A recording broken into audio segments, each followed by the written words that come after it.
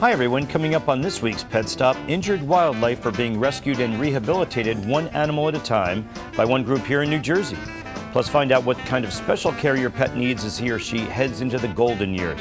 We'll also have our Pet of the Week and some great animals up for adoption, so let's get started.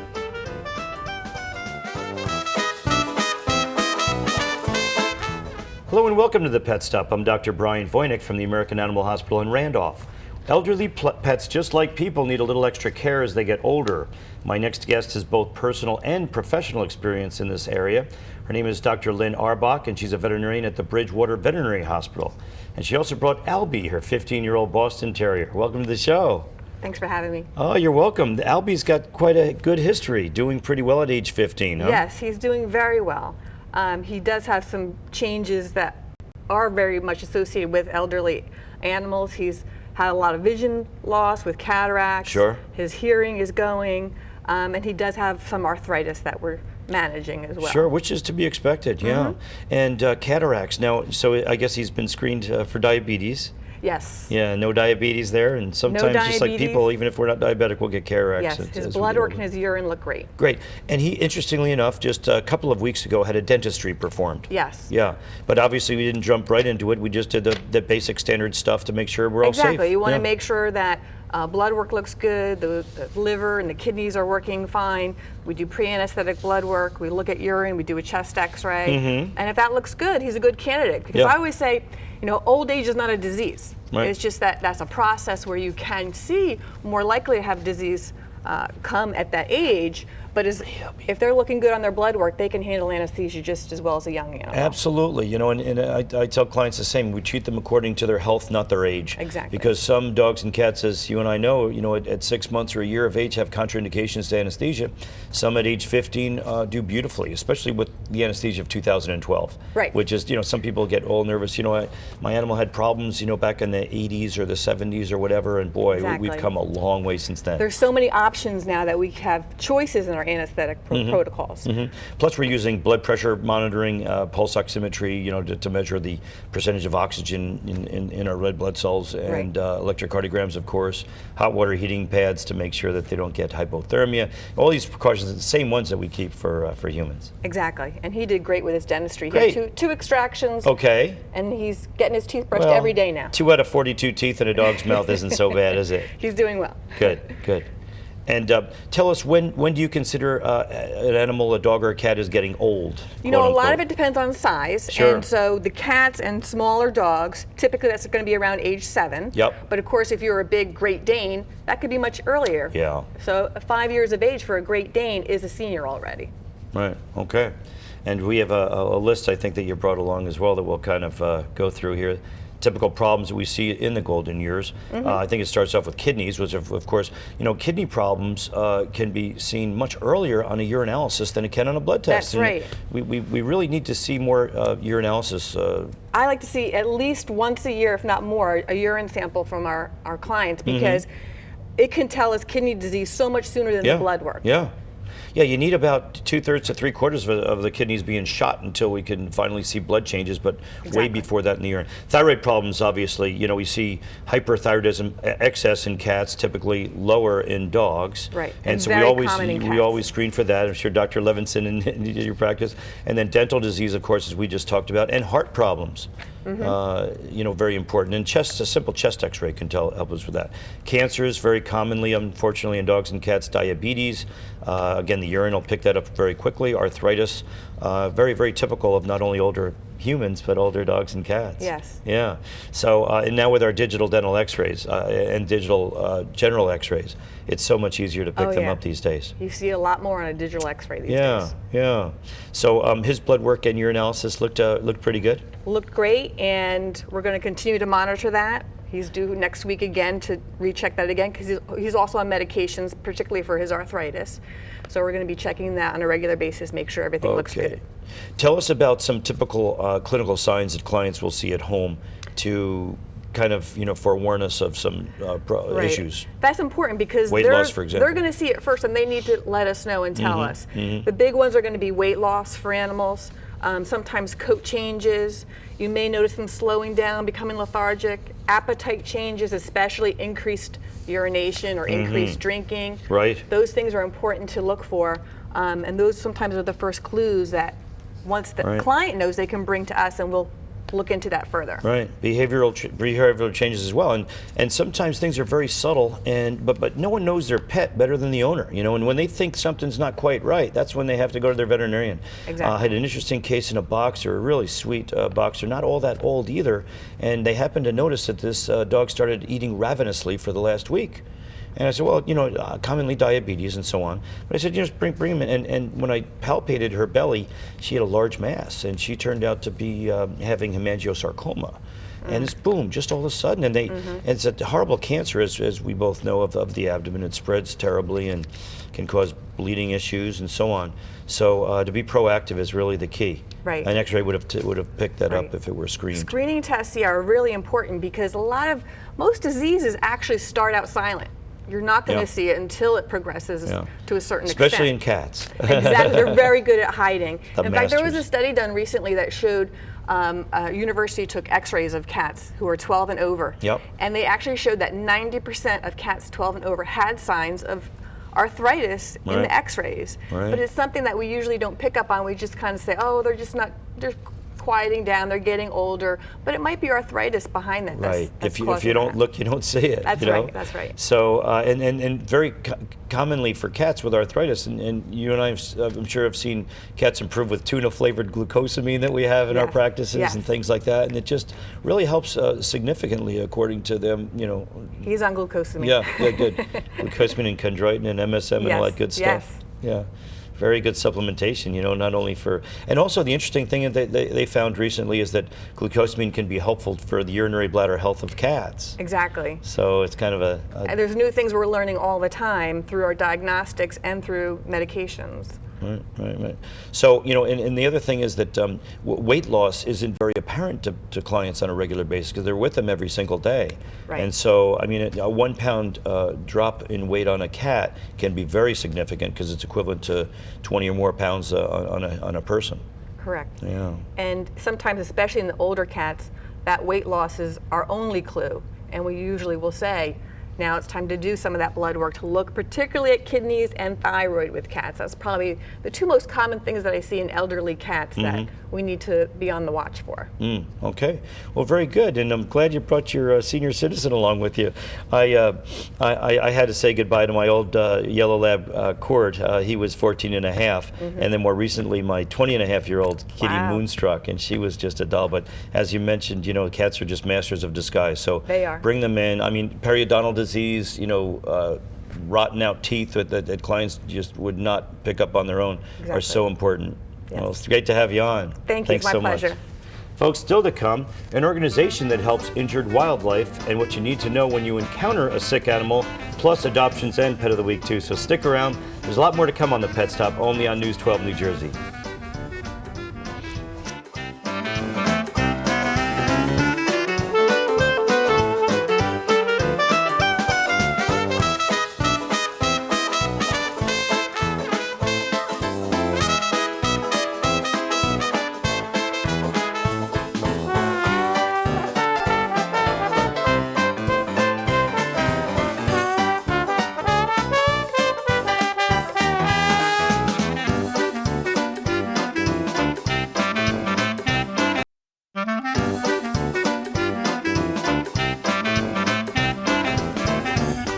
Welcome back to the Pet Stop. I'm Dr. Brian Voynick. We spend a lot of time talking about domestic animals on the Pet Stop, of course, but it turns out many animals in the wild need care as well. Antler Ridge Wildlife Sanctuary in Warren has been caring for up to 900 animals a year since 2001. My next guest is here to tell us more about what they do. Kelly Simonetti, is the founder and director of Antler Ridge Wildlife Sanctuary. Thanks a lot for joining us. Thank you. Thanks for having us. I've heard so much about your sanctuary, and you do tremendous work. Obviously, not many people in the state are allowed to go near and touch wildlife, and tell us about the rules and regs. I will. First, let me introduce Sophia, just as people are wondering what is a pig doing here when we're talking about a wildlife sanctuary. Yes. Sophia was surrendered to the sanctuary about in October of this year, and she's being trained as a therapy pig. She received her certification as a therapy pig from Creature Comforts. And so she'll be our mascot. And the reason why we trained her Very friendly. is because we can't take the wildlife out.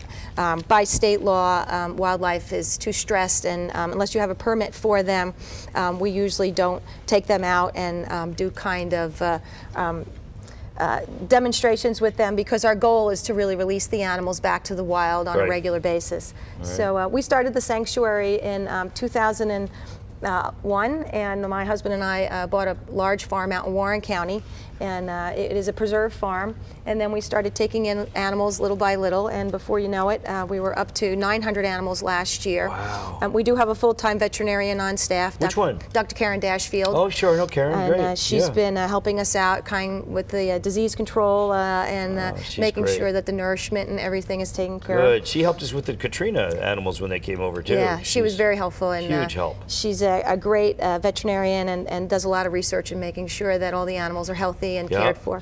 Oh, good. And we have a staff of about 40 volunteers, always looking for new volunteers all the time.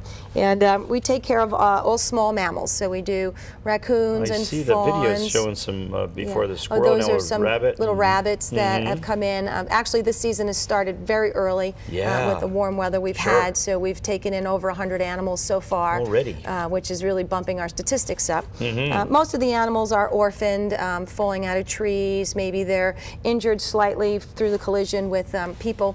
So what we find is that the public will find an animal, and they have to bring it to a wildlife rehabilitator who's licensed in the state of New Jersey. Right. They can visit the Department of Fish and Wildlife website and list all the current rehabilitators in the state. Okay. And once they find an animal, the first thing they should do is really determine, does that animal need to be rescued? Sometimes they're just juveniles wandering a little far away from the nest, so they may not really need to be Kelly, rescued. tell us how to treat a fawn if we see a fawn all alone. That's a common question. Fawns are always, the phone calls come in, the fawn is abandoned, and they're really not abandoned. Most fawns are born between Mother's Day and Memorial Day, and the mothers will give birth early in the morning, usually in a place where the mother thinks that is safe, but it could be on your backyard, in an office complex. So what we tell people is leave it for at least 12 hours. 12 hours, that's the rule, okay. 12-hour rule. The mother will usually give birth. She'll leave the baby. The babies have no scent. They'll usually stay put in a curled up position for 12 hours, and usually at dusk the mother will come back and try to feed the infant and get it up and nurse it and move on. Okay, so don't call you for 12 hours. Give us at least a 12-hour rule. Right. 12-hour rule. Fair enough. Lots of times. And what do you do if you do need to save an animal? Say hit by a car, whatever, raccoon, possum. Sometimes you'll find something maybe falling out of the tree. The first thing you'll always do is wear gloves, because you want to make sure that if the animal carries any diseases, you're not bare-handing these animals. And also for personal safety, you don't want to get bit. You can pass that on to your dogs and cats too, depending on the viruses and so on. Exactly. So we find that if somebody finds an animal, we tell them garden gloves or a pair of snow gloves. Take the animal, put it in a box, cover the box, wrap it in a towel, and do not feed it. Most of the times they don't need to be fed, and then call a rehabilitator or a local veterinarian. We should have a word of caution. Anything that's acting neurologic, circling, acting in a funny manner, don't even go near it because of rabies. Yes, we do have plenty of rabies in the state still. We do, we do. And sometimes even now people will call and say they'll see a raccoon out during the daytime, and it's mainly because she's probably looking for food. She may have babies right now at this point in time, so she's keeping the babies in the nest, and then she'll come out during the day and look for food, and then she'll come back in the evening and feed the babies. But most of the time we say to the people, let the animal be before it really needs rescuing. What can our viewers do to prevent wildlife injuries? For example, oftentimes they say don't throw food outside of the road, because it'll attract animals to the road. Exactly. And that is a great recommendation, that you don't want people tossing trash out to start with, and then never mind if it's a bag of food. But even apples and anything organic. It'll bring the animals, lure them to the roadside, and lots of times they're nocturnal, so the road lights from a car will temporarily blind them, and they may run out into the road prematurely when they may not have thought about that. The other thing is that we tell people in their backyards, keep all their garbage cans secured, and don't put a lot of food out if they're composting. You like my shoes there, Sophia? She's polishing your shoes. Okay, thank you, sweetheart. Yeah. She's looking for attention. She's very, very intelligent, huh? She's very smart. Yeah, Yeah, we had a trainer come out and train her. Positive Motivation has trained her, and we were training her and our Dalmatian at the same time, and she That's got great. it in 3 reps, and the Dalmatian got it in 10 reps. Wow, we have to have her as a nominee for Animal Hall of Fame in New Jersey once she's, she There gets you some go. good medals under her therapy Yep. title. Well, Yeah. thank you so much, Well, Kelly. It's great to have you on. Thank you so We'd love much, to have and you on we again. really appreciate you having us here. Oh, our Thank pleasure. you. You're All right. welcome. Bye-bye. Folks, now it's time for our Pet of the Week. Jake McNeach has sent us some photos of Frankie, and this is their 6-year-old Bull Mastiff they rescued about 3 years ago from an organization called Bull Mastiff Rescue. And it was love at first sight. Frankie's about 150 pounds and has a lovable, happy-go-lucky personality. He loves to ride in the car and just hang out in the tub, as you can see from these pictures. Thanks a lot for telling us about your beloved dog, Frankie. And if you'd like your pet to be Pet of the Week, send us some pictures or videos. You can mail them to the address you see on the screen or email them to thepetstop@news12.com. But be sure to tell us why your pet should be Pet of the Week. We'll be right back with this week's adoptees. Stay with us.